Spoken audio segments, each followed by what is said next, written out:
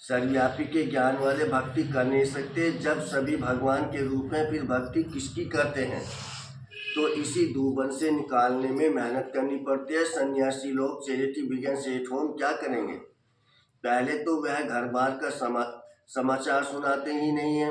बोलो क्यों नहीं सुनाते हो? मालूम तो पड़ना चाहिए ना, बतलाने में क्या फलाने घर के थे फिर संन्यास धारण किया। तुमसे पूछे तो तुम झट बतला सकते हो।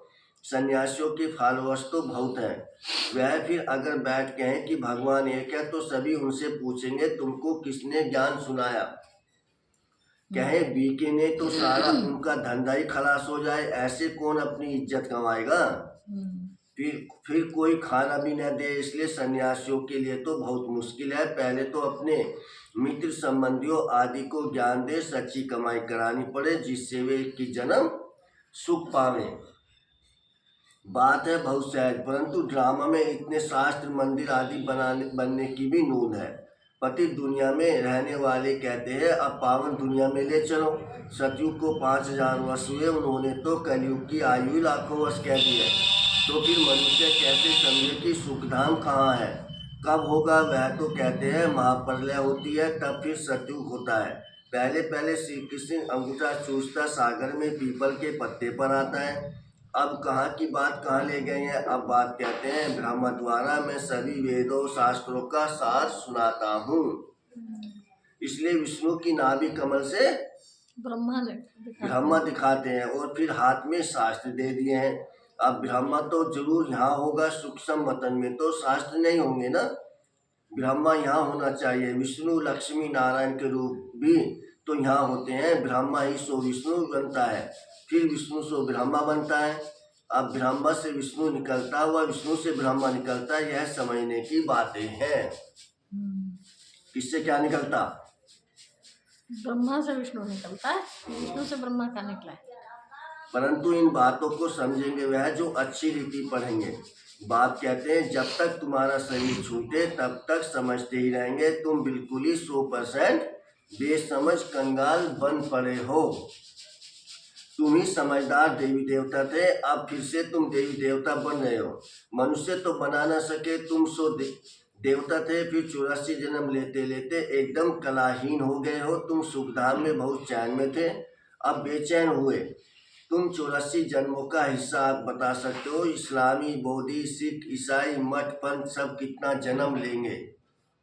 यह हिसाब निकालना तो सहज है। स्वर्ग के मालिक तो भारतवासी ही बनेंगे।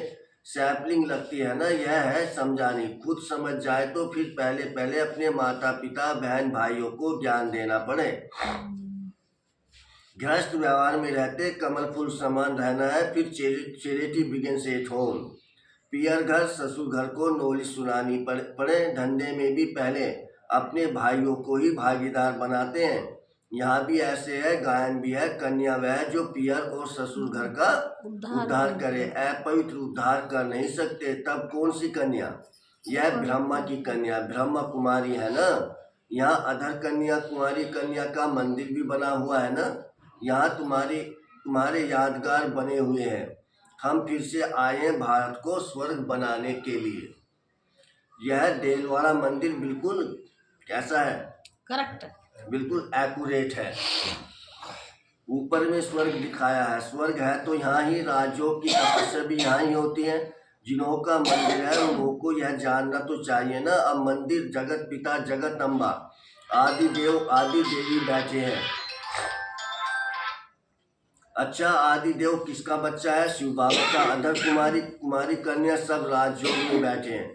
बाप कहते हैं मन मना भाव तो तुम वैकुंठ के मालिक बनोगे। मुक्ति जीवन मुक्ति धाम को याद करो। तुम्हारा यह सन्यास है। जैनी लोगों का सन्यास कितना डिफिकल्ट है।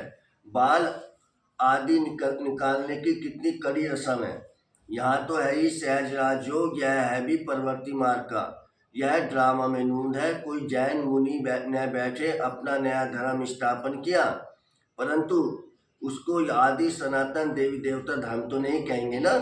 वह तो अपरालोप है। कोई ने जैन धर्म चलाया और चल पड़ा। यह भी ड्रामा में है।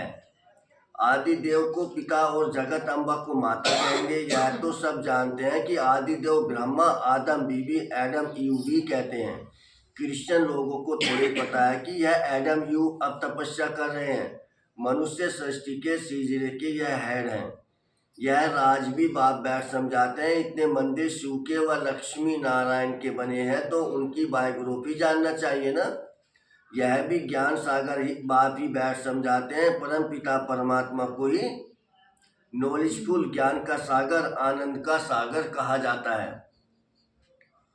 यह परमात्मा की महिमा को साधु संत आदि नहीं जानते। वह तो कह देते परमात्मा सर्वव्यापी है। सर्वव्यापी है। फिर महिमा किसकी करें? परमात्मा को न जानने के कारण ही फिर अपने को शिवोम कह देते हैं।